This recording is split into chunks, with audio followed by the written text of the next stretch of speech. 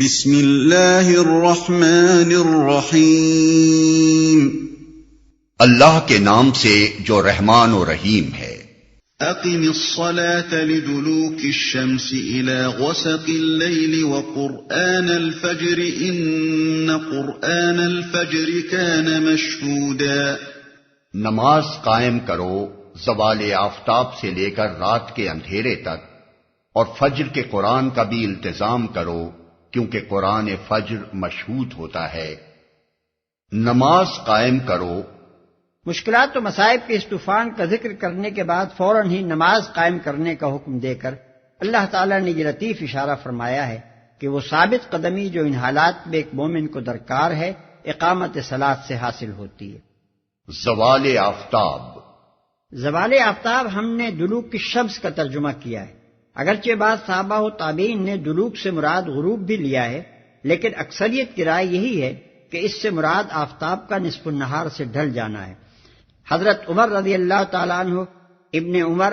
انس بن مالک، ابو برزۃ الاسلمی، حسن بصری، شعبی، عطا، مجاہد اور ایک روایت کی روح سے ابن عباس رضی اللہ عنہ بھی اسی کے قائل ہیں۔ امام محمد باقر اور امام جعفر صادق سے بھی یہی قول مروی ہے، بلکہ بعض احادیث میں خود نبی صلی اللہ علیہ وسلم سے بھی دلوک الشمس کی یہی تشریح منقول ہے، اگرچہ ان کی سند کچھ زیادہ قوی نہیں ہے۔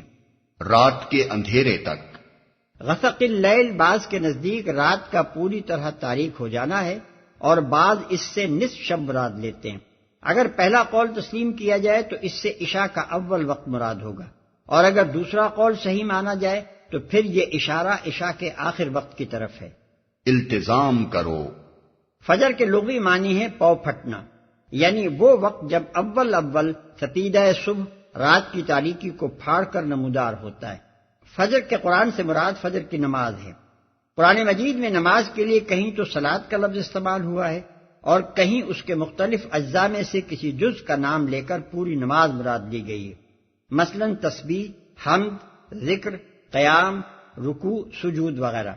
اسی طرح یہاں فجر کے وقت قرآن پڑھنے کا مطلب محض قرآن پڑھنا نہیں بلکہ نماز میں قرآن پڑھنا ہے۔ اس طریقے سے قرآن مجید نے ضمناً یہ اشارہ کر دیا ہے کہ نماز کن اجزاء سے مرکب ہونی چاہیے، اور انہی اشارات کی رہنمائی میں نبی صلی اللہ علیہ وسلم نے نماز کی وہ حیت مقرر فرمائی جو مسلمانوں میں رائج ہے۔ قرآن فجر مشہود ہوتا ہے۔ قرآن فجر کے مشہود ہونے کا مطلب یہ ہے کہ خدا کے فرشتے اس کے گواہ بنتے ہیں، جیسا کہ احادیث میں بتصریح بیان ہوا ہے۔ اگرچہ فرشتے ہر نماز اور ہر نیکی کے گواہ ہیں، لیکن جب خاص طور پر نماز فجر کی قرأت پر ان کی گواہی کا ذکر کیا گیا ہے تو اس کا صاف مطلب یہ ہے کہ اسے ایک خاص اہمیت حاصل ہے۔ اسی وجہ سے نبی صلی اللہ علیہ وسلم نے فجر کی نماز میں طویل قرأت کرنے کا طریقہ اختیار فرمایا، اور اسی کی پیروی صحابہ کرام رضوان اللہ تعالی علیہم اجمعین نے کی، اور بعد کے ائمہ نے اسے مستحب قرار دیا۔ اس آیت میں مجملاً یہ بتایا گیا ہے کہ 5 وقتہ نماز جو معراج کے موقع پر فرض کی گئی تھی اس کے اوقات کی تنظیم کس طرح کی جائے۔ حکم ہوا کہ ایک نماز تو طلوع آفتاب سے پہلے پڑھ لی جائے، اور باقی 4 نمازیں زوال آفتاب کے بعد سے ظلمت شب تک پڑھی جائیں۔ پھر اس حکم کی تشریح کے لیے جبریل علیہ السلام بھیجے گئے، جنہوں نے نماز کے ٹھیک اوقات کی تعلیم نبی صلی اللہ علیہ وسلم کو دی۔ چنانچہ ابو داؤد اور ترمذی میں ابن عباس کی روایت ہے کہ نبی صلی اللہ علیہ وسلم نے فرمایا، جبریل نے 2 مرتبہ مجھ کو بیت اللہ کے قریب نماز پڑھائی۔ پہلے دن ظہر کی نماز ایسے وقت پڑھائی جبکہ سورج ابھی ڈھلا ہی تھا اور سایہ ایک جوتی کے تسمے سے زیادہ دراز نہ تھا۔ پھر عصر کی نماز ایسے وقت پڑھائی جبکہ ہر چیز کا سایہ اس کے اپنے قد کے برابر تھا۔ پھر مغرب کی نماز ٹھیک اس وقت پڑھائی جبکہ روزہ دار روزہ افطار کرتا ہے۔ پھر عشاء کی نماز شفق غائب ہوتے ہی پڑھا دی، اور فجر کی نماز اس وقت پڑھائی جبکہ روزدار پر کھانا پینا حرام ہو جاتا ہے۔ دوسرے دن انہوں نے ظہر کی نماز مجھے اس وقت پڑھائی جبکہ ہر چیز کا سایہ اس کے قد کے برابر تھا، اور عصر کی نماز اس وقت جبکہ ہر چیز کا سایہ اس کے قد سے دگنا ہو گیا، اور مغرب کی نماز اس وقت جبکہ روزدار روزہ افطار کرتا ہے، اور عشاء کی نماز 1/3 رات گزر جانے پر، اور فجر کی نماز اچھی طرح روشنی پھیل جانے پر۔ پھر جبریل علیہ السلام نے پلٹ کر مجھ سے کہا کہ اے محمد صلی اللہ علیہ وسلم، یہی اوقات انبیاء کے نماز پڑھنے کے ہیں، اور نمازوں کے صحیح اوقات ان دونوں وقتوں کے درمیان ہیں، یعنی پہلے دن ہر وقت کی ابتدا اور دوسرے دن ہر وقت کی انتہا بتائی گئی ہے۔ ہر وقت کی نماز ان دونوں کے درمیان ادا ہونی چاہیے۔ قرآن مجید میں خود بھی نماز کے ان پانچوں اوقات کی طرف مختلف مواقع پر اشارے کیے گئے ہیں۔ چنانچہ سورہ ہود میں فرمایا اقم الصلاۃ طرفی النہار وزلفا من اللیل، آیت 114، نماز قائم کرو دن کے دونوں کناروں پر، یعنی فجر اور مغرب، اور کچھ رات گزرنے پر یعنی عشاء۔ اور سورہ طٰہٰ میں ارشاد ہوا وَسَبِّحْ بِحَمْدِ رَبِّكَ قَبْلَ طُلُوعِ الشَّمْسِ وَقَبْلَ غُرُوبِهَا وَمِنْ آنَاءِ اللَّيْلِ فَسَبِّحْ وَأَطْرَافَ النَّهَارِ، آیت 130۔ اور اپنے رب کی حمد کے ساتھ اس کی تسبیح کر طلوع آفتاب سے پہلے یعنی فجر اور غروب آفتاب سے پہلے یعنی عصر، اور رات کے اوقات میں پھر تسبیح کر یعنی عشاء، اور دن کے سروں پر یعنی صبح، ظہر اور مغرب۔ پھر سورہ روم میں ارشاد ہوا فسبحان اللہ حین تمسون وحین تصبحون وَلَهُ الْحَمْدُ فِي السَّمَاوَاتِ وَالْأَرْضِ وَعَشِيًّا وَحِينَ تُظْهِرُونَ،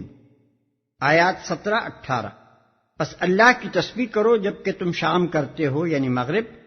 اور جب صبح کرتے ہو یعنی فجر، اسی کے لیے حمد ہے آسمانوں میں اور زمین میں، اور اس کی تسبیح کرو دن کے آخری حصے میں یعنی عصر، اور جب کہ تم دوپہر کرتے ہو یعنی ظہر۔ نماز کے اوقات کا یہ نظام مقرر کرنے میں جو مصلحتیں ملحوظ رکھی گئی ہیں، ان میں سے ایک اہم مصلحت یہ بھی ہے کہ آفتاب پرستوں کے اوقات عبادت سے اجتناب کیا جائے۔ آفتاب ہر زمانے میں مشرکین کا سب سے بڑا یا بہت بڑا معبود رہا ہے، اور اس کے طلوع و غروب کے اوقات خاص طور پر ان کے اوقات عبادت رہے ہیں، اس لیے ان اوقات میں تو نماز پڑھنا حرام کر دیا گیا۔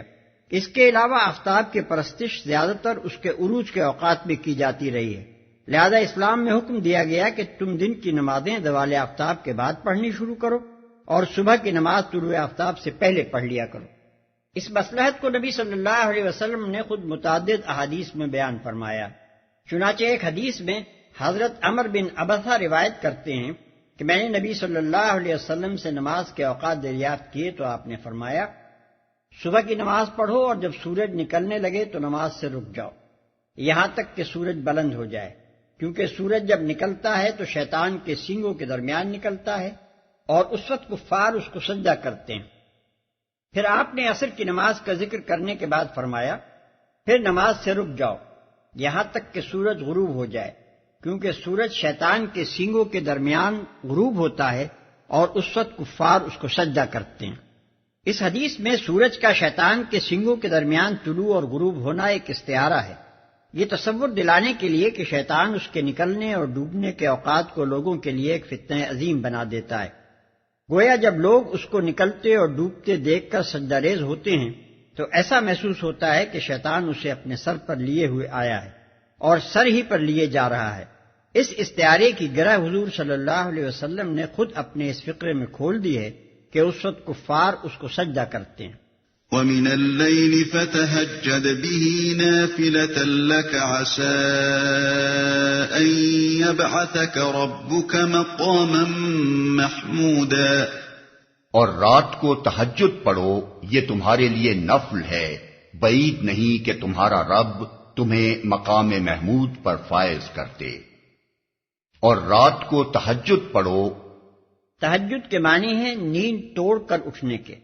پس رات کے وقت تہجد کرنے کا مطلب یہ ہے کہ رات کا ایک حصہ سونے کے بعد پھر اٹھ کر نماز پڑھی جائے۔ تمہارے لیے نفل ہے۔ نفل کے معنی ہے فرض سے زائد۔ اس سے خود بخود یہ اشارہ نکل آیا کہ وہ 5 نمازیں جن کے اوقات کا نظام پہلی آیت میں بیان کیا گیا تھا فرض ہیں، اور یہ 6ٹھی نماز فرض سے زائد ہے۔ مقام محمود پر فائز کرتے،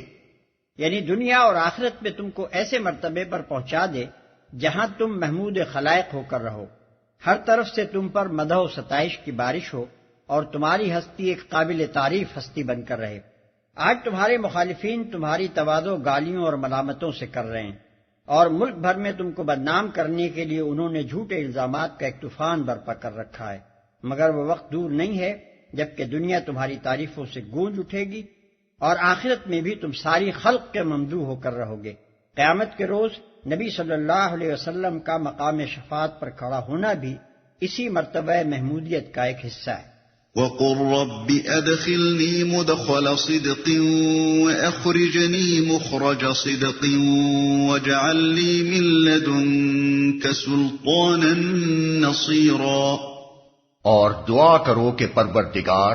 مجھ کو جہاں بھی تو لے جا سچائی کے ساتھ لے جا، اور جہاں سے بھی نکال سچائی کے ساتھ نکال، اور اپنی طرف سے ایک اقتدار کو میرا مددگار بنا دے۔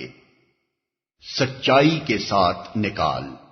اس دعا کی تلقین سے صاف معلوم ہوتا ہے کہ ہجرت کا وقت اب بالکل قریب آ لگا تھا، اس لیے فرمایا کہ تمہاری دعا یہ ہونی چاہیے کہ صداقت کا دامن کسی حال میں تم سے نہ چھوٹے، جہاں سے بھی نکلو صداقت کی خاطر نکلو، اور جہاں بھی جاؤ صداقت کے ساتھ جاؤ۔ میرا مددگار بنا دے، یعنی یا تو مجھے خود اقتدار عطا کر یا کسی حکومت کو میرا مددگار بنا دے تاکہ اس کی طاقت سے میں دنیا کے اس بگاڑ کو درست کر سکوں، فواحش اور معاصی کے سیلاب کو روک سکوں، اور تیرے قانون عدل کو جاری کر سکوں۔ یہی تفسیر ہے اس آیت کی جو حسن بصری رحمۃ اللہ علیہ اور قتادہ رحمۃ اللہ علیہ نے کی ہے، اور اسی کو ابن جریر اور ابن کثیر جیسے جلیل القدر مفسرین نے اختیار کیا ہے، اور اسی کی تائید نبی صلی اللہ علیہ وسلم کی یہ حدیث کرتی ہے کہ اللہ تعالیٰ حکومت کی طاقت سے ان چیزوں کا سدباب کر دیتا ہے جن کا سدباب قرآن سے نہیں کرتا۔ اس سے معلوم ہوا کہ اسلام دنیا میں جو اصلاح چاہتا ہے وہ صرف واضح و تذکیر سے نہیں ہو سکتی، بلکہ اس کو عمل میں لانے کے لیے سیاسی طاقت بھی درکار ہے۔ پھر جبکہ یہ دعا اللہ تعالیٰ نے اپنے نبی کو خود سکھائی ہے تو اس سے یہ بھی ثابت ہوا کہ اقامت دین اور نفاذ شریعت اور اجرائے حدود اللہ کے لیے حکومت چاہنا اور اس کے حصول کی کوشش کرنا نہ صرف جائز بلکہ مطلوب و مندوب ہے، اور وہ لوگ غلطی پر ہیں جو اسے دنیا پرستی یا دنیا طلبی سے تعبیر کرتے ہیں۔ دنیا پرستی اگر ہے تو یہ کہ کوئی شخص اپنے لیے حکومت کا طالب ہو، رہا خدا کے دین کے لیے حکومت کا طالب ہونا تو یہ دنیا پرستی نہیں بلکہ خدا پرستی ہی کا عین تقاضا ہے۔ اگر جہاد کے لیے تلوار کا طالب ہونا گناہ نہیں ہے تو اجرائے احکام شریعت کے لیے سیاسی اقتدار کا طالب ہونا آخر کیسے گناہ ہو جائے گا؟ وَقُلْ جَاءَ الْحَقُّ وَزَهَقَ الْبَاطِلُ إِنَّ الْبَاطِلَ كَانَ زَهُوقًا، اور اعلان کر دو کہ حق آ گیا اور باطل مٹ گیا، باطل تو مٹنے ہی والا ہے۔ یہ اعلان اس وقت کیا گیا تھا جبکہ مسلمانوں کی ایک بڑی تعداد مکہ چھوڑ کر حبش میں پناہ گزین تھی، اور باقی مسلمان سخت بے کسی و مظلومی کی حالت میں مکہ اور اطراف مکہ میں زندگی بسر کر رہے تھے، اور خود نبی صلی اللہ علیہ وسلم کی جان ہر وقت خطرے میں تھی۔ اس وقت بظاہر باطل ہی کا غلبہ تھا اور غلبہ حق کے آثار کہیں دور دور نظر نہ آتے تھے، مگر اسی حالت میں نبی صلی اللہ علیہ وسلم کو حکم دے دیا گیا کہ تم صاف صاف ان باطل پرستوں کو سنا دو کہ حق آ گیا اور باطل مٹ گیا۔ ایسے وقت میں یہ عجیب اعلان لوگوں کو محض زبان کا پھاگ محسوس ہوا اور انہوں نے اسے ٹھٹوں میں اڑا دیا، مگر اس پر 9 برس ہی گزرے تھے کہ نبی صلی اللہ علیہ وسلم اسی شہر مکہ میں فاتح کی حیثیت سے داخل ہوئے، اور آپ نے کعبے میں جا کر اس باطل کو مٹا دیا جو 360 بتوں کی صورت میں وہاں سجا رکھا تھا۔ بخاری میں حضرت عبداللہ ابن مسعود رضی اللہ عنہ کا بیان ہے کہ فتح مکہ کے دن حضور صلی اللہ علیہ وسلم کعبے کے بتوں پر ضرب لگا رہے تھے، اور آپ کی زبان پر یہ الفاظ جاری تھے کہ جاء الحق وزهق الباطل ان الباطل كان زهوقا، جاء الحق وما يبدئ الباطل وما يعيد۔ وَنُنَزِّلُ مِنَ الْقُرْآنِ مَا هُوَ شِفَاءٌ وَرَحْمَةٌ لِّلْمُؤْمِنِينَ وَلَا يَزِيدُ الظَّالِمِينَ إِلَّا خَسَارًا۔ ہم اس قرآن کے سلسلہ تنزیل میں وہ کچھ نازل کر رہے ہیں جو ماننے والوں کے لیے تو شفا اور رحمت ہے، مگر ظالموں کے لیے خسارے کے سوا اور کسی چیز میں اضافہ نہیں کرتا۔ یعنی جو لوگ اس قرآن کو اپنا رہنما اور اپنے لیے کتاب آئین مان لیں، ان کے لیے تو یہ خدا کی رحمت اور ان کے تمام ذہنی، نفسانی، اخلاقی اور تمدنی امراض کا علاج ہے، مگر جو ظالم اسے رد کر کے اور اس کی رہنمائی سے منہ موڑ کر اپنے اوپر آپ ظلم کریں، ان کو یہ قرآن اس حالت پر بھی نہیں رہنے دیتا جس پر وہ اس کے نزول سے یا اس کے جاننے سے پہلے تھے، بلکہ یہ انہیں الٹا اس سے زیادہ خسارے میں ڈال دیتا ہے۔ اس کی وجہ یہ ہے کہ جب تک قرآن آیا نہ تھا یا جب تک وہ اس سے واقف نہ ہوئے تھے ان کا خسارہ محض جہالت کا خسارہ تھا، مگر جب قرآن ان کے سامنے آ گیا اور اس نے حق اور باطل کا فرق کھول کر رکھ دیا تو ان پر خدا کی حجت تمام ہو گئی۔ اب اگر وہ اسے رد کر کے گمراہی پر اصرار کرتے ہیں تو اس کے معنی یہ ہے کہ وہ جاہل نہیں بلکہ ظالم اور باطل پرست اور حق سے نفور ہیں۔ اب ان کی حیثیت وہ ہے جو زہر اور تریاق دونوں کو دیکھ کر زہر انتخاب کرنے والے کی ہوتی ہے۔ اب اپنی گمراہی کے وہ پورے ذمہ دار اور ہر گناہ جو اس کے بعد وہ کریں اس کی پوری سزا کے مستحق ہیں۔ یہ خسارہ جہالت کا نہیں بلکہ شرارت کا خسارہ ہے، جسے جہالت کے خسارے سے بڑھ کر ہی ہونا چاہیے۔ یہی بات ہے جو نبی صلی اللہ علیہ وسلم نے ایک نہایت مختصر سے بلیغ جملے میں بیان فرمائی ہے کہ القرآن حجت لک او علیک، یعنی قرآن یا تو تیرے حق میں حجت ہے یا پھر تیرے خلاف حجت۔ وَإِذَا أَنْعَمْنَا عَلَى الْإِنسَانِ أَعْرَضَ وَنَأَىٰ بِجَانِبِهِ وَإِذَا مَسَّهُ الشَّرُّ كَانَ يَئُوسًا۔ انسان کا حال یہ ہے کہ جب ہم اس کو نعمت عطا کرتے ہیں تو وہ اینٹتا اور پیٹھ موڑ لیتا ہے، اور جب ذرا مصیبت سے دوچار ہوتا ہے تو مایوس ہونے لگتا ہے۔ قُلْ كُلٌّ يَعْمَلُ عَلَى شَاكِلَتِهِ فَرَبُّكُمْ أَعْلَمُ بِمَنْ هُوَ أَهْدَىٰ سَبِيلًا۔ اے نبی، ان لوگوں سے کہہ دو کہ ہر ایک اپنے طریقے پر عمل کر رہا ہے، اب یہ تمہارا رب ہی بہتر جانتا ہے کہ سیدھی راہ پر کون ہے۔ وَيَسْأَلُونَكَ عَنِ الرُّوحِ قُلِ الرُّوحُ مِنْ أَمْرِ رَبِّي وَمَا أُوتِيتُم مِّنَ الْعِلْمِ إِلَّا قَلِيلًا۔ یہ لوگ تم سے روح کے متعلق پوچھتے ہیں، کہو یہ روح میرے رب کے حکم سے آتی ہے، مگر تم لوگوں نے علم سے کم ہی بہرا پایا ہے۔ عام طور پر یہ سمجھا جاتا ہے کہ یہاں روح سے مراد جان ہے، یعنی لوگوں نے نبی صلی اللہ علیہ وسلم سے روح حیات کے متعلق پوچھا تھا کہ اس کی حقیقت کیا ہے،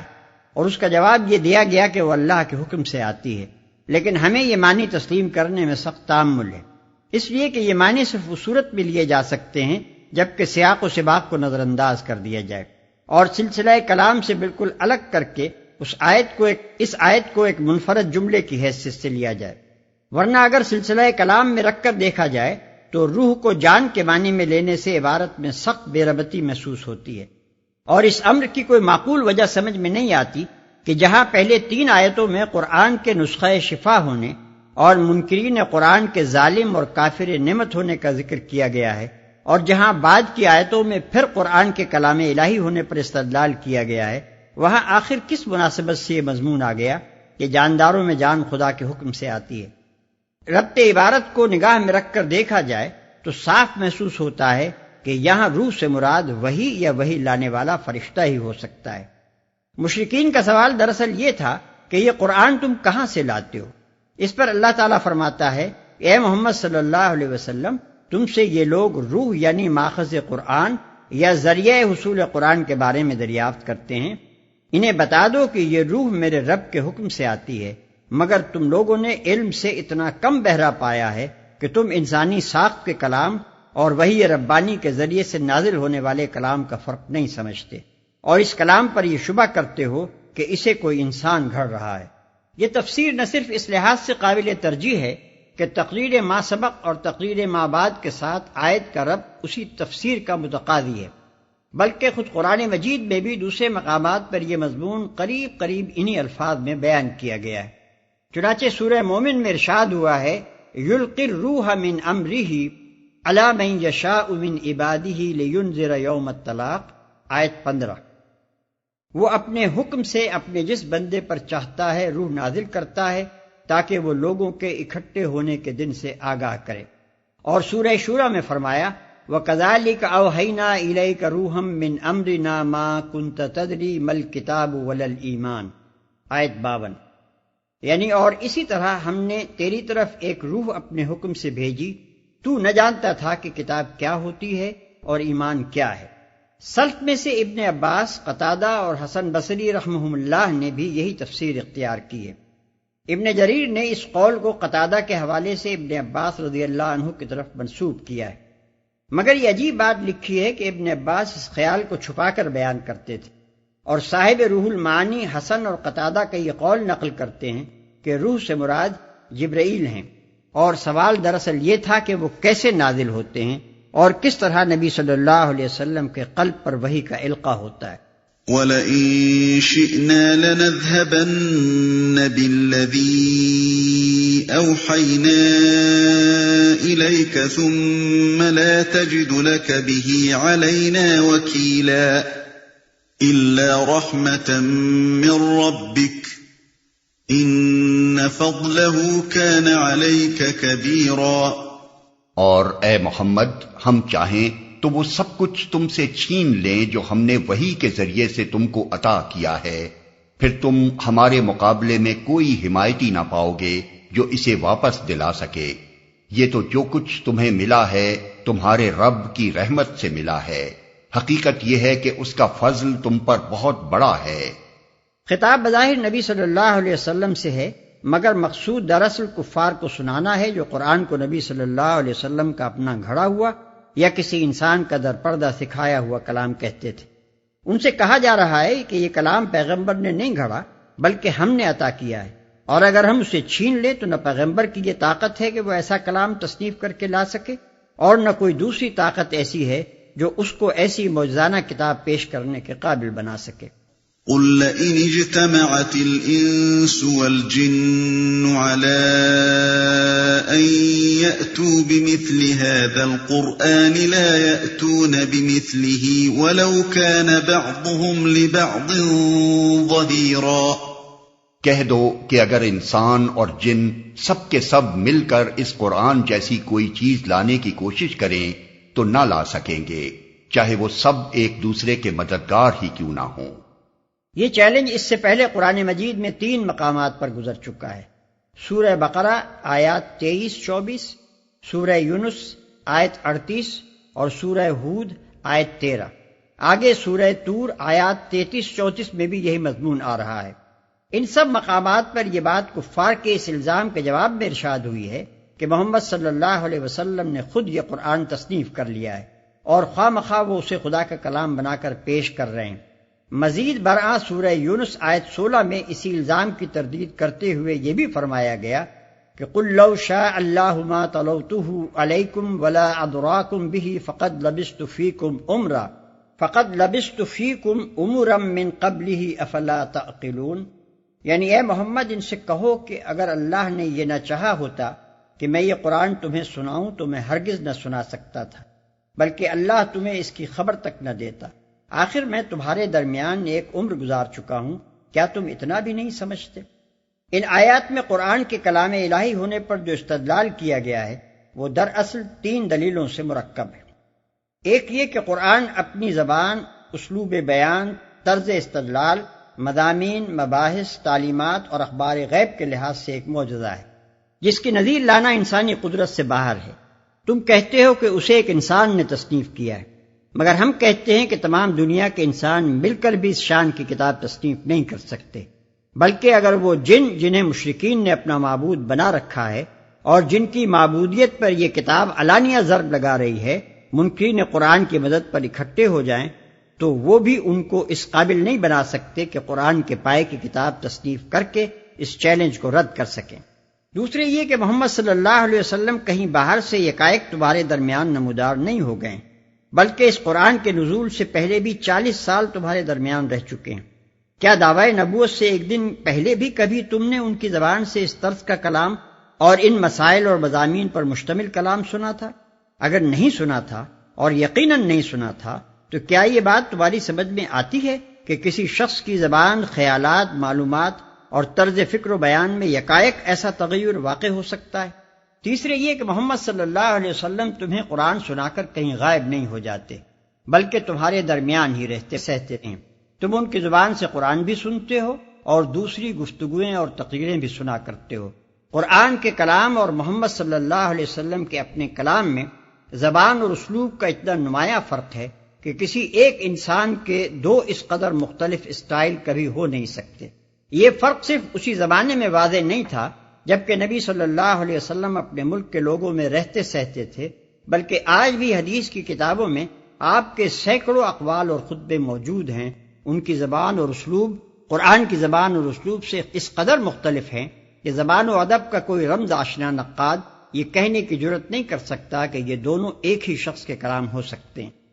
وَلَقَدْ صَرَّفْنَا لِلنَّاسِ فِي هَذَا الْقُرْآنِ مِنْ كُلِّ مَثَلٍ فَأَبَى أَكْثَرُ النَّاسِ إِلَّا كُفُورًا وَقَالُوا لَن نُّؤْمِنَ لَكَ حَتَّى تَفْجُرَ لَنَا مِنَ الْأَرْضِ يَنبُوعًا أَوْ تَكُونَ لَكَ جَنَّةٌ مِّن نَّخِيلٍ وَعِنَبٍ فَتُفَجِّرَ الْأَنْهَارَ خِلَالَهَا تَفْجِيرًا أَوْ تُسْقِطَ السَّمَاءَ كَمَا زَعَمْتَ عَلَيْنَا كِسَفًا أَوْ تَأْتِيَ بِاللَّهِ وَالْمَلَائِكَةِ قَبِيلًا أَوْ يَكُونَ لَكَ بَيْتٌ مِّن زُخْرُفٍ أَوْ تَرْقَىٰ فِي السَّمَاءِ وَلَن نُّؤْمِنَ لِرُقِيِّكَ حَتَّىٰ تُنَزِّلَ عَلَيْنَا كِتَابًا نَّقْرَؤُهُ قُلْ سُبْحَانَ رَبِّي هَلْ كُنتُ إِلَّا بَشَرًا رَّسُولًا۔ ہم نے اس قرآن میں لوگوں کو طرح طرح سے سمجھایا، مگر اکثر لوگ انکار ہی پر جمے رہے، اور انہوں نے کہا ہم تیری بات نہ مانیں گے جب تک کہ تو ہمارے لیے زمین کو پھاڑ کر ایک چشمہ جاری نہ کر دے، یا تیرے لیے کھجوروں اور انگوروں کا ایک باغ پیدا ہو اور تو اس میں نہریں روا کر دے، یا تو آسمان کو ٹکڑے ٹکڑے کر کے ہمارے اوپر گرا دے جیسا کہ تیرا دعویٰ ہے، یا خدا اور فرشتوں کو روح در روح ہمارے سامنے لے آ، یا تیرے لیے سونے کا ایک گھر بن جائے، یا تو آسمان پر چڑھ جائے، اور تیرے چڑھنے کا بھی ہم یقین نہ کریں گے جب تک کہ تو ہمارے اوپر ایک ایسی تحریر نہ اتار لائے جسے ہم پڑھیں۔ اے محمد ان سے کہو پاک ہے میرا پروردگار، کیا میں ایک پیغام لانے والے انسان کے سوا اور بھی کچھ ہوں؟ معجزات کے مطالبے کا ایک جواب اس سے پہلے آیت 59 وما منعنا ان نرسل بالآیات میں گزر چکا ہے۔ اب یہاں اسی مطالبے کا دوسرا جواب دیا گیا ہے۔ اس مختصر سے جواب کی بلاغت تعریف سے بالاتر ہے۔ مخالفین کا مطالبہ یہ تھا کہ اگر تم پیغمبر ہو تو ابھی زمین کی طرف ایک اشارہ کرو اور یکایک ایک چشمہ پھوٹ بہے، یا فوراً ایک لہلہاتا باغ پیدا ہو جائے اور اس میں نہریں جاری ہو جائیں، آسمان کی طرف اشارہ کرو اور تمہارے جھٹلانے والوں پر آسمان ٹکڑے ٹکڑے ہو کر گر جائے، ایک پھونک مارو اور چشمے زدن میں سونے کا ایک محل بن کر تیار ہو جائے،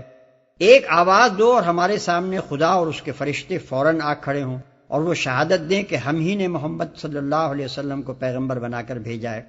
ہماری آنکھوں کے سامنے آسمان پر چڑھ کر جاؤ اور اللہ میاں سے ایک خط ہمارے نام لکھوا لاؤ جسے ہم ہاتھ سے چھوئیں اور آنکھوں سے پڑھیں۔ ان لمبے چوڑے مطالبوں کا بس یہ جواب دے کر چھوڑ دیا گیا کہ ان سے کہو پاک ہے میرا پروردگار، کیا میں ایک پیغام لانے والے انسان کے سوا اور بھی کچھ ہوں؟ یعنی بے وقوفو، کیا میں نے خدا ہونے کا دعویٰ کیا تھا کہ تم یہ مطالبے مجھ سے کرنے لگے؟ میں نے تم سے کب کہا تھا کہ میں قادر مطلق ہوں؟ میں نے کب کہا تھا کہ زمین و آسمان پر میری حکومت چل رہی ہے؟ میرا دعویٰ تو اول روز سے یہی تھا کہ میں خدا کی طرف سے پیغام لانے والا ایک انسان ہوں۔ تمہیں جانچنا ہے تو میرے پیغام کو جانچو،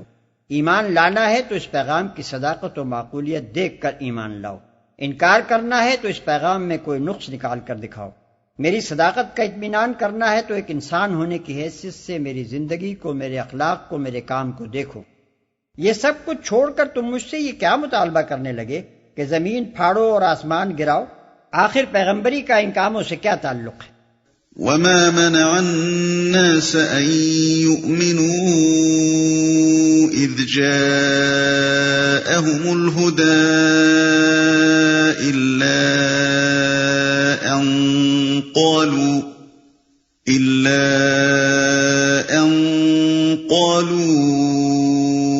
أَبَعَثَ اللَّهُ بَشَرًا رَّسُولًا۔ لوگوں کے سامنے جب کبھی ہدایت آئی تو اس پر ایمان لانے سے ان کو کسی چیز نے نہیں روکا مگر ان کے اسی قول نے کہ کیا اللہ نے بشر کو پیغمبر بنا کر بھیج دیا۔ یعنی ہر زمانے کے جاہل لوگ اسی غلط فہمی میں مبتلا رہے ہیں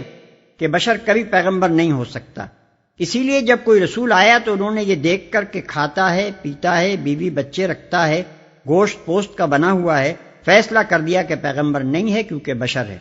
اور جب وہ گزر گیا تو ایک مدت کے بعد اس کے عقیدت مندوں میں ایسے لوگ پیدا ہونے شروع ہو گئے جو کہنے لگے کہ وہ بشر نہیں تھا کیونکہ پیغمبر تھا، چنانچہ کسی نے اس کو خدا بنایا، کسی نے اسے خدا کا بیٹا کہا اور کسی نے کہا کہ خدا اس میں حلول کر گیا تھا۔ غرض بشریت اور پیغمبری کا ایک ذات میں جمع ہونا جاہلوں کے لیے ہمیشہ ایک معمہ ہی بنا رہا۔ قل لو كان في الأرض ملائكة يمشون مطمئنين لنزلنا عليهم من السماء ملكا رسولا۔ ان سے کہو اگر زمین میں فرشتے اطمینان سے چل پھر رہے ہوتے تو ہم ضرور آسمان سے کسی فرشتے ہی کو ان کے لیے پیغمبر بنا کر بھیجتے۔ یعنی پیغمبر کا کام صرف اتنا ہی نہیں ہے کہ آ کر پیغام سنا دیا کرے، بلکہ اس کا کام یہ بھی ہے کہ اس پیغام کے مطابق انسانی زندگی کی اصلاح کرے، اسے انسانی احوال پر اس پیغام کے اصولوں کا انطباق کرنا ہوتا ہے، اسے خود اپنی زندگی میں ان اصولوں کا عملی مظاہرہ کرنا ہوتا ہے، اسے ان بے شمار مختلف انسانوں کے ذہن کی گتھیاں سلجھانی پڑتی ہیں جو اس کا پیغام سننے اور سمجھنے کی کوشش کرتے ہیں، اسے ماننے والوں کی تنظیم اور تربیت کرنی ہوتی ہے تاکہ اس پیغام کی تعلیمات کے مطابق ایک معاشرہ وجود میں آئے، اسے انکار اور مخالفت و مزاحمت کرنے والوں کے مقابلے میں جد و جہد کرنی ہوتی ہے تاکہ بگاڑ کی حمایت کرنے والی طاقتوں کو نیچا دکھایا جائے اور وہ اصلاح عمل میں آ سکے جس کے لیے خدا نے اپنا پیغمبر مبعوث فرمایا ہے۔ یہ سارے کام جبکہ انسانوں ہی میں کرنے کے ہیں تو ان کے لیے انسان نہیں تو اور کون بھیجا جاتا؟ فرشتہ تو زیادہ سے زیادہ بس یہی کرتا کہ آتا اور پیغام پہنچا کر چلا جاتا۔ انسانوں میں انسان کی طرح رہ کر انسان کے سے کام کرنا اور پھر انسانی زندگی میں منشاء الہی کے مطابق اصلاح کر کے دکھا دینا کسی فرشتے کے بس کا کام نہ تھا، اس کے لیے تو ایک انسان ہی موزوں ہو سکتا تھا۔ قل كفى بالله شهيدا بيني وبينكم إنه كان بعباده خبيرا بصيرا۔ اے محمد ان سے کہہ دو کہ میرے اور تمہارے درمیان بس ایک اللہ کی گواہی کافی ہے، وہ اپنے بندوں کے حال سے باخبر ہے اور سب کچھ دیکھ رہا ہے۔ یعنی جس طرح سے میں تمہیں سمجھا رہا ہوں اور تمہاری اصلاح حال کے لیے کوشش کر رہا ہوں اسے بھی اللہ جانتا ہے، اور جو کچھ تم میری مخالفت میں کر رہے ہو اس کو بھی اللہ دیکھ رہا ہے۔ فیصلہ آخر کار اسی کو کرنا ہے، اس لیے بس اسی کا جاننا اور دیکھنا کافی ہے۔ وَمَن يَهْدِ اللَّهُ فَهُوَ الْمُهْتَدِ وَمَن يُضْلِلْ فَلَن تَجِدَ لَهُمْ أَوْلِيَاءَ مِن دُونِهِ وَنَحْشُرُهُمْ يَوْمَ الْقِيَامَةِ عَلَى وُجُوهِهِمْ عُمْيًا وَبُكْمًا وَصُمًّا مَأْوَاهُمْ جَهَنَّمُ كُلَّمَا خَبَتْ زِدْنَاهُمْ سَعِيرًا۔ جس کو اللہ ہدایت دے وہی ہدایت پانے والا ہے، اور جسے وہ گمراہی میں ڈال دے تو اس کے سوا ایسے لوگوں کے لیے تو کوئی حامی و ناصر نہیں پا سکتا۔ ان لوگوں کو ہم قیامت کے روز اوندھے منہ کھینچ لائیں گے، اندھے، گونگے اور بہرے، ان کا ٹھکانہ جہنم ہے، جب کبھی اس کی آگ دھیمی ہونے لگے گی ہم اسے اور بھڑکا دیں گے، کوئی حامی و ناصر نہیں پا سکتا۔ یعنی جس کی ضلالت پسندی اور ہٹ دھرمی کے سبب سے اللہ نے اس پر ہدایت کے دروازے بند کر دیے ہوں، اور جسے اللہ ہی نے ان گمراہیوں کی طرف دھکیل دیا ہو جن کی طرف وہ جانا چاہتا تھا، تو اب اور کون ہے جو اس کو راہ راست پر لا سکے؟ جس شخص نے سچائی سے منہ موڑ کر جھوٹ پر مطمئن ہونا چاہا اور جس کی اس خباثت کو دیکھ کر اللہ نے بھی اس کے لیے وہ اسباب فراہم کر دیے جن سے سچائی کے خلاف اس کی نفرت میں اور جھوٹ پر اس کے اطمینان میں اور زیادہ اضافہ ہوتا چلا جائے، اسے آخر دنیا کی کون سی طاقت جھوٹ سے منحرف اور سچائی پر مطمئن کر سکتی ہے؟ اللہ کا یہ قاعدہ نہیں کہ جو خود بھٹکنا چاہے اسے زبردستی ہدایت دے، اور کسی دوسری ہستی میں یہ طاقت نہیں کہ لوگوں کے دل بدل دے۔ اندھے، گونگے اور بہرے، یعنی جیسے وہ دنیا میں بن کر رہے، نہ حق دیکھتے تھے، نہ حق سنتے تھے اور نہ حق بولتے تھے، ویسے ہی وہ قیامت میں اٹھائے جائیں گے۔ ذَلِكَ جَزَاؤُهُم بِأَنَّهُمْ كَفَرُوا بِآيَاتِنَا وَقَالُوا وقالوا أَإِذَا كُنَّا عِظَامًا وَرُفَاتًا أَإِنَّا لَمَبْعُوثُونَ خَلْقًا جَدِيدًا۔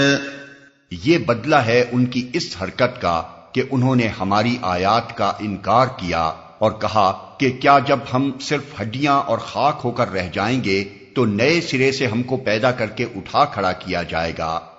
أَوَلَمْ يَرَوْا أَنَّ اللَّهَ الَّذِي خَلَقَ السَّمَاوَاتِ وَالْأَرْضَ قَادِرٌ عَلَىٰ أَن يَخْلُقَ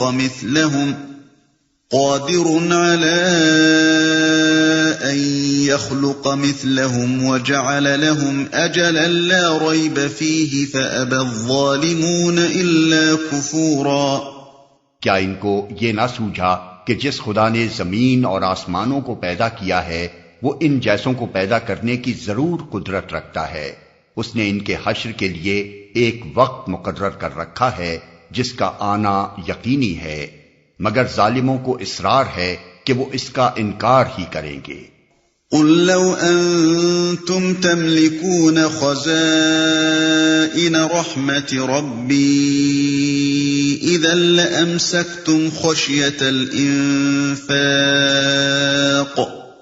وَكَانَ الْإِنسَانُ قَتُورًا۔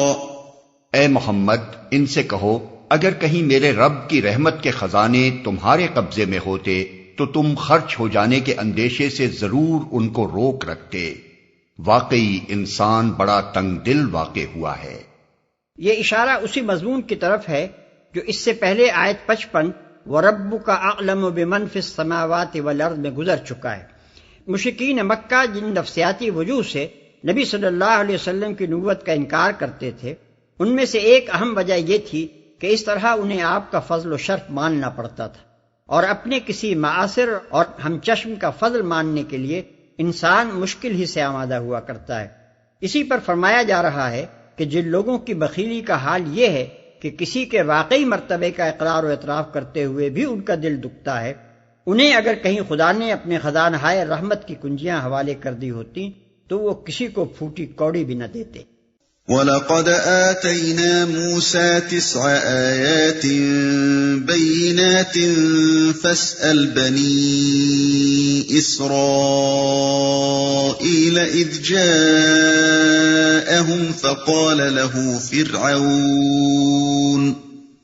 فقال له فرعون إني لأظنك يا موسى مسحورا۔ ہم نے موسیٰ کو تو نشانیاں عطا کی تھیں جو صریح طور پر دکھائی دے رہی تھیں، اب یہ تم خود بنی اسرائیل سے پوچھ لو کہ جب وہ سامنے آئیں تو فرعون نے یہی کہا تھا نا کہ اے موسیٰ میں سمجھتا ہوں کہ تو ضرور ایک سحر زدہ آدمی ہے، صریح طور پر دکھائی دے رہی تھیں۔ واضح رہے کہ یہاں پھر کفار مکہ کو معجزات کے مطالبے کا جواب دیا گیا ہے، اور یہ تیسرا جواب ہے۔ کفار کہتے تھے کہ ہم تم پر ایمان نہ لائیں گے جب تک تم یہ اور یہ کام کر کے نہ دکھاؤ۔ جواب میں ان سے کہا جا رہا ہے کہ تم سے پہلے فرعون کو ایسے ہی سری معجزات 1 2 نہیں پے در پے 9 دکھائے گئے تھے، پھر تمہیں معلوم ہے کہ جو نہ ماننا چاہتا تھا اس نے انہیں دیکھ کر کیا کہا، اور یہ بھی خبر ہے کہ جب اس نے معجزات دیکھ کر بھی نبی کو جھٹلایا تو اس کا انجام کیا ہوا۔ وہ 9 نشانیاں جن کا یہاں ذکر کیا گیا ہے اس سے پہلے سورہ راہ میں گزر چکی ہیں، یعنی عصا جو اژدہا بن جاتا تھا، ید بیضا جو بغل سے نکالتے ہی سورج کی طرح چمکنے لگتا تھا، جادوگروں کے جادو کو برسر عام شکست دینا، ایک اعلان کے مطابق سارے ملک میں قحط برپا ہو جانا، اور پھر یکے بعد دیگرے طوفان، ٹڈی دل، سرسریوں، مینڈکوں اور خون کی بلاؤں کا نازل ہونا۔ ایک سحر زدہ آدمی ہے، یہ وہی خطاب ہے جو مشرکین مکہ نبی صلی اللہ علیہ وسلم کو دیا کرتے تھے۔ اسی سورت کی آیت 47 میں ان کا یہ قول گزر چکا ہے کہ ان تتبعون الا رجلا مسحورا، یعنی تم تو ایک سحر زدہ آدمی کے پیچھے چلے جا رہے ہو۔ اب ان کو بتایا جا رہا ہے کہ ٹھیک اسی خطاب سے فرعون نے موسیٰ علیہ السلام کو نوازا تھا۔ اس مقام پر ایک ضمنی مسئلہ اور بھی ہے جس کی طرف ہم اشارہ کر دینا ضروری سمجھتے ہیں۔ زمانہ حال میں منکرین حدیث نے احادیث پر جو اعتراضات کیے ہیں ان میں سے ایک اعتراض یہ ہے کہ حدیث کی روح سے ایک مرتبہ نبی صلی اللہ علیہ وسلم پر جادو کا اثر ہو گیا تھا۔ حالانکہ قرآن کی روح سے کفار کا نبی صلی اللہ علیہ وسلم پر یہ جھوٹا الزام تھا کہ آپ ایک سحر زدہ آدمی ہیں۔ منکرین حدیث کہتے ہیں کہ اس طرح راویان حدیث نے قرآن کی تکذیب اور کفار مکہ کی تصدیق کی ہے، لیکن یہاں دیکھیے کہ بعین ہی قرآن کی روح سے حضرت موسیٰ علیہ السلام پر بھی فرعون کا یہ جھوٹا الزام تھا کہ آپ ایک سحر زدہ آدمی ہیں، اور پھر قرآن خود ہی سورہ طٰہٰ میں کہتا ہے کہ فَإِذَا حِبَالُهُمْ وَإِصِيُّهُمْ يُخَيَّلَ إِلَيْهِ مِنْ سِحْرِهِمْ أَنَّهَا تَسْعَىٰ فَأَوْجَسَ فِي نَفْسِهِ خِيفَةً مُوسَىٰ، یعنی جب جادوگروں نے اپنے انچر پھینکے تو یکایک ان کے جادو سے موسیٰ کو یہ محسوس ہونے لگا کہ ان کی لاٹھیاں اور رسیاں دوڑ رہی ہیں، پس موسیٰ اپنے دل میں ڈر سا گیا۔ کیا یہ الفاظ صریح طور پر دلالت نہیں کر رہے ہیں کہ حضرت موسیٰ علیہ السلام اس وقت جادو سے متاثر ہو گئے تھے؟ اور کیا اس کے متعلق بھی منکرین حدیث یہ کہنے کے لیے تیار ہیں کہ یہاں قرآن نے خود اپنی تکذیب اور فرعون کے جھوٹے الزام کی تصدیق کی ہے؟ دراصل اس طرح کے اعتراضات اٹھانے والوں کو یہ معلوم نہیں ہے کہ کفار مکہ اور فرعون کس معنی میں نبی صلی اللہ علیہ وسلم اور حضرت موسیٰ علیہ السلام کو مسحور کہتے تھے۔ ان کا مطلب یہ تھا کہ کسی دشمن نے جادو کر کے ان کو دیوانہ بنا دیا ہے،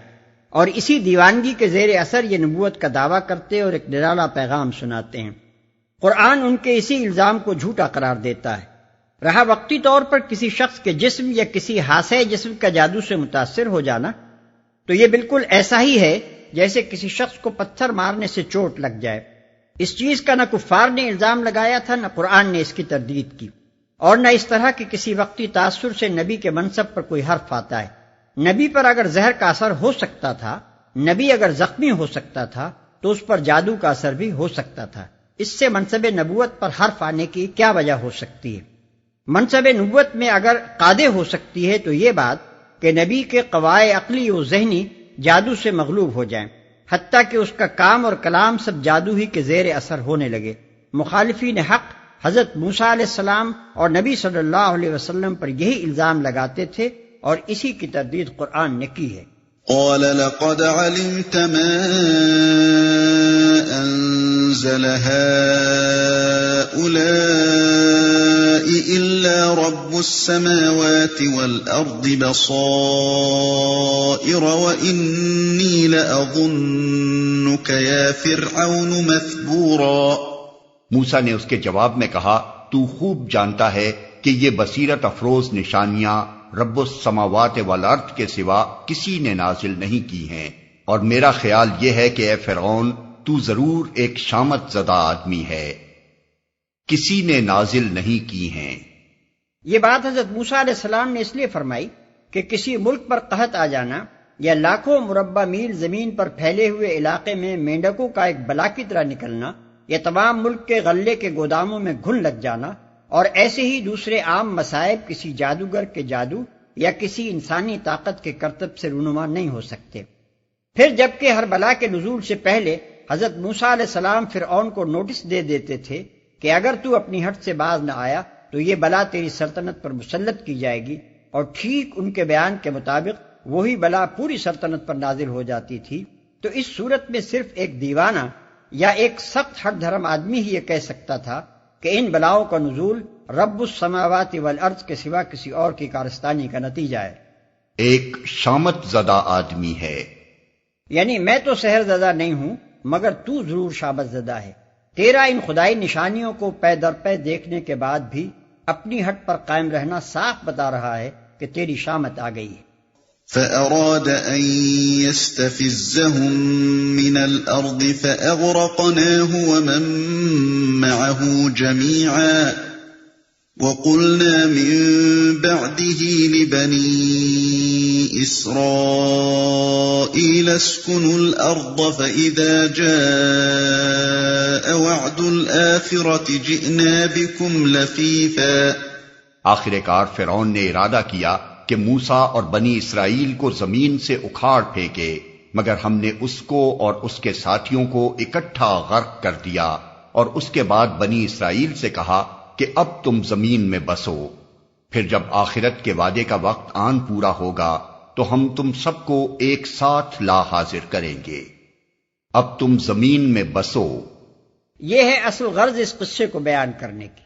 مشرکین مکہ اس فکر میں تھے کہ مسلمانوں کو اور نبی صلی اللہ علیہ وسلم کو سرزمین عرب سے ناپید کر دیں، اس پر انہیں یہ سنایا جا رہا ہے کہ یہی کچھ فرعون نے موسیٰ علیہ السلام اور بنی اسرائیل کے ساتھ کرنا چاہا تھا، مگر ہوا یہ کہ فرعون اور اس کے ساتھی ناپید کر دیے گئے اور زمین پر موسیٰ علیہ السلام اور پیروان موسیٰ علیہ السلام ہی بسائے گئے۔ اب اگر اسی روش پر تم چلو گے تو تمہارا انجام اس سے کچھ بھی مختلف نہ ہوگا۔ وَبِالْحَقِّ أَنزَلْنَاهُ وَبِالْحَقِّ نَزَلَ وَمَا أَرْسَلْنَاكَ إِلَّا مُبَشِّرًا وَنَذِيرًا۔ اس قرآن کو ہم نے حق کے ساتھ نازل کیا ہے اور حق ہی کے ساتھ یہ نازل ہوا ہے۔ اے محمد، تمہیں ہم نے اس کے سوا اور کسی کام کے لیے نہیں بھیجا کہ جو مان لے اسے بشارت دے دو اور جو نہ مانے اسے متنبہ کر دو۔ یعنی تمہارے ذمے یہ کام نہیں کیا گیا ہے کہ جو لوگ قرآن کی تعلیمات کو جانچ کر حق اور باطل کا فیصلہ کرنے کے لیے تیار نہیں ہیں، ان کو تم چشمے نکال کر اور باغ اگا کر اور آسمان پھاڑ کر کسی نہ کسی طرح مومن بنانے کی کوشش کرو، بلکہ تمہارا کام صرف یہ ہے کہ لوگوں کے سامنے حق بات پیش کر دو اور پھر انہیں صاف صاف بتا دو کہ جو اسے مانے گا وہ اپنا ہی بھلا کرے گا اور جو نہ مانے گا وہ برا انجام دیکھے گا۔ وَقُرْآنًا فَرَقْنَاهُ لِتَقْرَأَهُ عَلَى النَّاسِ عَلَى مُكْثٍ وَنَزَّلْنَاهُ تَنزِيلًا۔ اور اس قرآن کو ہم نے تھوڑا تھوڑا کر کے نازل کیا ہے تاکہ تم ٹھہر ٹھہر کر اسے لوگوں کو سناؤ، اور اسے ہم نے موقع موقع سے بتدریج اتارا ہے۔ یہ مخالفین کے اس شبے کا جواب ہے کہ اللہ میاں کو پیغام بھیجنا تھا تو پورا پیغام بیک وقت کیوں نہ بھیج دیا؟ یہ آخر ٹھہر ٹھہر کر تھوڑا تھوڑا پیغام کیوں بھیجا جا رہا ہے؟ کیا خدا کو بھی انسانوں کی طرح سوچ سوچ کر بات کرنے کی ضرورت پیش آتی ہے؟ اس شبے کا مفصل جواب سورہ نحل آیات 101 102 میں گزر چکا ہے، اور وہاں ہم اس کی تشریح بھی کر چکے ہیں، اس لیے یہاں اس کے اعادے کی ضرورت نہیں ہے۔ آیت سجدہ۔ قُلْ آمِنُوا بِهِ أَوْ لَا تُؤْمِنُوا إِنَّ الَّذِينَ أُوتُوا الْعِلْمَ مِنْ قَبْلِهِ إِذَا يُتْلَى عَلَيْهِمْ يَخِرُّونَ لِلْأَذْقَانِ سُجَّدًا وَيَقُولُونَ سُبْحَانَ رَبِّنَا إِن كَانَ وَعْدُ رَبِّنَا لَمَفْعُولًا۔ اے محمد،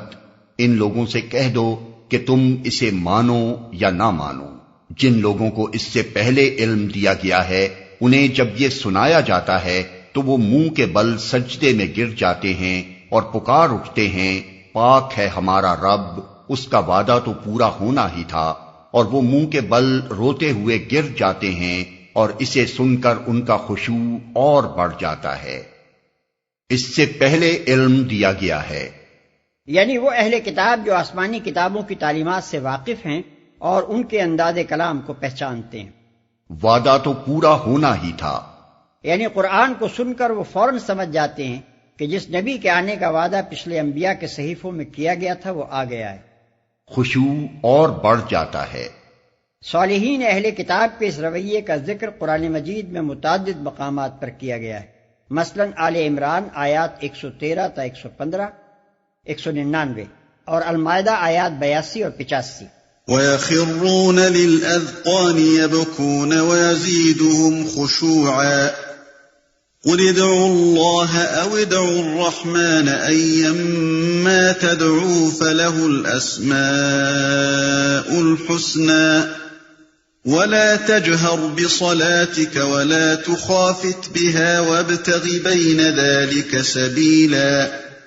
اے نبی، ان سے کہو اللہ کہہ کر پکارو یا رحمان کہہ کر، جس نام سے بھی پکارو اس کے لیے سب اچھے ہی نام ہیں، اور اپنی نماز نہ بہت زیادہ بلند آواز سے پڑھو اور نہ بہت پست آواز سے، ان دونوں کے درمیان اوسط درجے کا لہجہ اختیار کرو، سب اچھے ہی نام ہیں۔ یہ جواب ہے مشرکین کے اس اعتراض کا کہ خالق کے لیے اللہ کا نام تو ہم نے سنا تھا، مگر یہ رحمان کا نام تم نے کہاں سے نکالا؟ ان کے ہاں چونکہ اللہ تعالیٰ کے لیے یہ نام رائج نہ تھا، اس لیے وہ اس پر ناک بھوں چڑھاتے تھے۔ اوسط درجے کا لہجہ اختیار کرو۔ ابن عباس رضی اللہ عنہ کا بیان ہے کہ مکے میں جب نبی صلی اللہ علیہ وسلم یا دوسرے صحابہ نماز پڑھتے وقت بلند آواز سے قرآن پڑھتے تھے تو کفار شور مچانے لگتے اور بسا اوقات گالیوں کی بوچھاڑ شروع کر دیتے تھے۔ اس پر حکم ہوا کہ نہ تو اتنے زور سے پڑھو کہ کفار سن کر ہجوم کریں، اور نہ اس قدر آہستہ پڑھو کہ تمہارے اپنے ساتھی بھی نہ سن سکیں۔ یہ حکم صرف انہی حالات کے لیے تھا۔ مدینے میں جب حالات بدل گئے تو یہ حکم باقی نہ رہا۔ البتہ جب کبھی مسلمانوں کو مکے کے سے حالات سے دوچار ہونا پڑے، انہیں اسی ہدایت کے مطابق عمل کرنا چاہیے۔ وَقُلِ الْحَمْدُ لِلَّهِ الَّذِي لَمْ يَتَّخِذْ وَلَدًا وَلَمْ يَكُنْ لَهُ شَرِيكٌ فِي الْمُلْكِ وَلَمْ يَكُنْ لَهُ وَلِيٌّ مِّنَ الذُّلِّ وَكَبِّرْهُ تَكْبِيرًا۔ اور کہو تعریف ہے اس خدا کے لیے جس نے نہ کسی کو بیٹا بنایا، نہ کوئی بادشاہی میں اس کا شریک ہے، اور نہ وہ عاجز ہے کہ کوئی اس کا پشتیبان ہو، اور اس کی بڑائی بیان کرو، کمال درجے کی بڑائی، کوئی اس کا پشتیبان ہو۔ اس فقرے میں ایک لطیف طنز ہے ان مشرکین کے عقائد پر جو مختلف دیوتاؤں اور بزرگ انسانوں کے بارے میں یہ سمجھتے ہیں کہ اللہ میاں نے اپنی خدائی کے مختلف شعبے یا اپنی سلطنت کے مختلف علاقے ان کے انتظام میں دے رکھے ہیں۔ اس بیہودہ عقیدے کا صاف مطلب یہ ہے کہ اللہ تعالیٰ خود اپنی خدائی کا بار سنبھالنے سے عاجز ہے، اس لیے وہ اپنے پشتیبان تلاش کر رہا ہے۔ اسی بنا پر فرمایا گیا کہ اللہ عاجز نہیں ہے کہ اسے کچھ ڈپٹیوں اور مددگاروں کی حاجت ہو۔ سمع و بصر نے تفہیم القرآن کی مکمل 6 جلدوں کی آڈیو CD تیار کی ہے۔